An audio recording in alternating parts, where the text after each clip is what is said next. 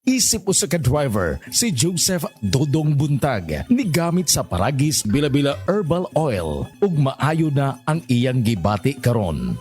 Ako, biyahe-biyahe dyan ko. Biyahe ko, mati ito tagom. Kada adlaw yun na. Sa panahon nga ulan, init, masugatan ako. Maminhod akong kalawasan. Akong tiil, kay tungod lagi ning ula ito masugatan. Mao na akong ginagamit yun. Nga haplas, nga bila-bila. Kaloy sa Diyos, mawala yun akong paminhod sa akong kalawasan. Kini ginama sa GFMQ Marketing kay sa Paragis Bila-Bila, dili na ka mag-agwanta pa. Gulya t-shirt. Happy Mart! Blouses. Happy Mart! Underwear. Happy Mart! Sapot sa kabataan. Happy Mart! Pantalon. Happy Mart! H-A-P-P-Y.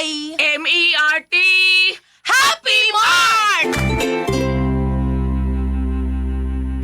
Si Dr. Eve Socorro Kadugog Limas ang panahon sa kaimportante sa saktong pagkatug. Kaning pagkatulog, importante kay sakto sa oras nga pagkatug, which is 6 to 8 hours is required in order ma-maintain nato ang atong maayong panglawas. Kanunay mag-inom og supplement para mahuli para nakuha nga sa vitamins and mineral. So again, ang turmeric, ang ginseng, ang ahos, malunggay, ang ampalaya, kani nga mga importante nga mga component sa usa ka supplement. Kining tanan makuha ikan sa the original Koi Herbal Capsule. Inom ini matag adlaw. Aprobado sa FDA. No approved therapeutic claims.